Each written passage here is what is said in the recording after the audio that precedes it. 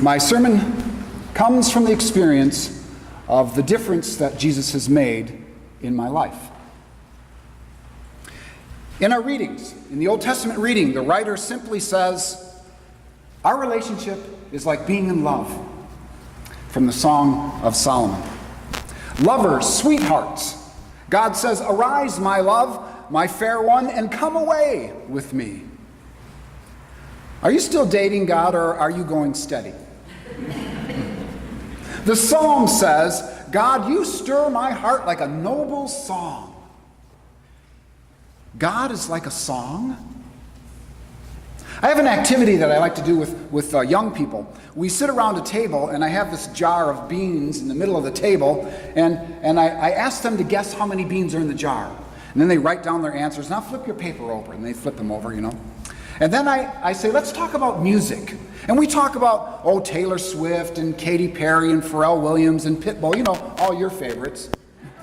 And then I ask them, what do you like about your favorite songs? And they say, I like the melody, or I love her voice on this, or I love the words, they're so meaningful, or I like the music and how it makes me feel. I mean, it really moves me. And then I call the question, is your relationship with God like counting beans? Or is it more like your favorite song? In our James reading, the writer says religion is like a gift that makes you want to go out and do something. A dad walked into a bathroom to find his 4-year-old son washing his Buzz Lightyear toothbrush in the toilet. What are you doing? The dad says. I'm washing my toothbrush. Why? Because I dropped it in the toilet. No, that's dirty, that's contaminated. Throw it away, we'll get a new one, the dad says. The boy thought that was a great idea, and as he left the bathroom, he turned and he said to his dad, you better get yourself a new toothbrush too, Dad. That's based on a true story. I never used so much Listerine in my life. In our gospel, Jesus is basically saying, you want to be religious? You want to be spiritual? Do you want to know God? Then give me your heart. That's basically what he's saying. Now, according to his critics, Jesus did God all wrong. Jesus went to the wrong places. He said the wrong things, and he talked to the wrong kind of people. He let anyone in the kingdom. He threw wide open the doors of God's love to the whosoevers and the just anyones and the not a chancers. You know, like me and perhaps you. Last year, when we took Sam, who is now 6 years old, sorry, Sam. Last year, we took him to the Apple Fest here at the Four Corners, and they had this colorful, bouncy castle. This red and blue and yellow big bouncing castle, and all the kids were in it, and they were jumping and laughing, and well, they were bouncing. And as we watched, I said to Christy, I wish they made one of these for adults. And 5-year-old Sam heard me, and he shot back mid-bounce, no, this is for my people, he said. For your people. Some Christians treat religion the same way, don't they? No, you don't have a good enough reputation to join our church. You see, it's for my people. No, your theology isn't quite right enough to come into my castle. No, you've had some problems in your life, so you can't take communion here because, you see, the Lord's Supper, it's just for my people. I knew a Roman Catholic woman from the east side of the state who years ago came to see me, and she was so afraid that if she left her denomination, her salvation would be in jeopardy. I remember thinking, this sounds like something from the Middle Ages, 1,000 years ago. Now, don't get me wrong. I know Father Mark from St. Charles in Coldwater. He's a caring, spiritual person. And I'm not bashing Roman Catholics. Please, don't hear that. In fact, I've had the same conversations with Protestants before. I have a friend named Tony from Saginaw. And he said that I was just too liberal. Of course, compared to him, Mitt Romney was liberal. And he said that my salvation was in jeopardy. Because I was Episcopalian, of course. Lots of people use the Bible to prove that they are right, or they use the Bible to defend something they believe. Their traditions, their doctrines are like bricks. And God becomes as big as the wall that they can build. Tony said to me, the Bible is the absolute Word of God, and that the opinions of man don't mean a thing to him. He said that he has a personal relationship with Jesus. In fact, he spends a great deal of time telling other people that they need a personal relationship with Jesus. And what I think is interesting is that the phrase personal relationship isn't found anywhere in the Bible. Someone made this phrase up and then said, you need to have one with God, and it has to look like mine, by the way. Apparently, the opinions of man do mean something to Tony. Faith isn't about getting into heaven. It's about getting into God. It's about trusting and experiencing Jesus, no matter how you phrase it. Now, we Episcopalians, we're neither Roman Catholic nor are we Protestant, and yet we're both. I like to think of us as the sweet, frosty center in between two Oreo cookies. Belief systems, they can be rigid, they can be flexible, they can be optimistic, they can be pessimistic, they can be saintly, and they can be cynical. Which brings me back to bouncing. When I was a kid, our neighbors had a trampoline. It was a great big thing, 12, 15-footer. It was round and had a black canvas and mat, and it was surrounded by springs that connected it to the metal frame. And I loved to jump on this thing and do flips and belly flops and to see how high I could go. And when two of us were on at the same time, I discovered that if I timed my bounce with my friends, he could launch me even higher than if I were jumping on my own.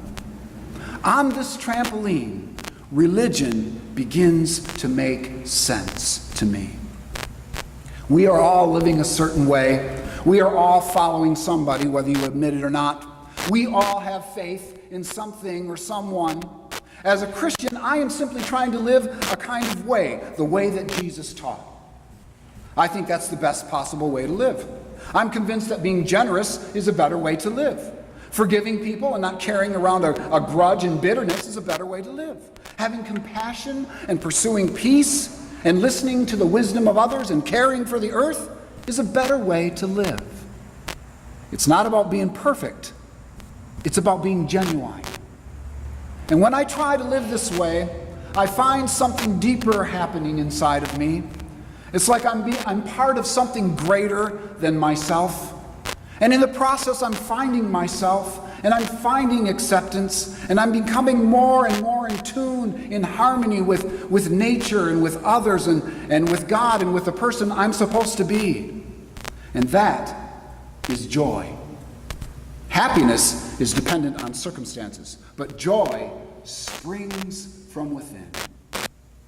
And this is where the trampoline comes in. The trampoline springs, they aren't God. The springs aren't Jesus. The springs are statements or beliefs about our relationship with God. They help give words to the experience of jumping. You could call these springs doctrines. Now, I affirm everything that we say in the creeds on Sunday morning. But Jesus said, if you place all your faith and effort into your doctrines, if you have your head down into your books, into your traditions, into your words, you're honoring God with the words, but you're not honoring God with your heart, like the Pharisees did around him that day. Doctrine, you see, is a wonderful servant, but it's a horrible master. The doctrines aren't the point. They help us understand the point. Like springs, they only work when serving a greater cause, which is helping us to jump. The point is to experience the mystery of God, the divine being who made everything, including us. And the moment that God is all figured out and that with nice, neat little lines and definitions, we're no longer dealing with God, we're dealing with somebody we made up. It's like Voltaire said 200 years ago, in the beginning God created man, and man has been returning the favor ever since. Christianity is more about celebrating the mystery than conquering it. It's less and less about talking, the fault of the Pharisees that Jesus points out, and it's more and more about the experience of knowing Jesus. I'm not interested in talking about trampolines. I'm interested in jumping. I'm interested in experiencing life the way we were meant to live it. And the point is joy, to be lifted up, to be filled with life. And it doesn't mean that we never struggle, doesn't mean we don't have difficulties, doesn't mean we never have questions or doubts. But the kind of joy God speaks about transcends these struggles and these difficulties. St. Paul put it this way, may the peace of God, which passes understanding, keep your hearts. Jesus invites everyone to jump with all our questions and struggles and doubts. He'll be there right with us to launch you higher than you ever were jumping on your own. Now I want to end with a scene from an older movie, 1988, I found out. The movie is called Big. The movie Big, and it's about a boy who wishes to be big at a carnival machine, and he wakes up the next morning and he's an adult. He's a 30-year-old man. And he meets all these people, and he finally gets a job, and he attracts the attention of this uptight, success-driven woman who has no idea who Tom Hanks is or who she is herself. And in one scene, she goes over to Tom's New York City apartment to have a sleepover, and they walk into the apartment, and they pass the Pepsi machine, and they pass the pinball machine, and there's this huge trampoline right in the middle of the apartment, right in the center. And Tom gets on it and he starts bouncing and he's trying to talk her on it. Come on, talk her on it. And he has to finally grab her and kind of pull her on it. And she does one of these and tries to get off. No, come on, it's easy, he says. Anybody can do this. And eventually she begins to jump. And slowly she gets it. And his enthusiasm is contagious. And her jumping becomes liberating. And as the camera backs up, away from the apartment window, you see these two figures bouncing in the apartment window. And they're jumping and they're waving their hands and they're laughing and they're having a great time. And her veneer is falling right off of her because she is experiencing the joy of jumping, which is a way of life, of relationships, of church, and of religion. So I ask you today, if you have fallen victim to one of those religions that are law-based, that are guilt-driven, that are the wrath of God types of religions, we and us have an invitation to you. We invite you to know Jesus. We invite you to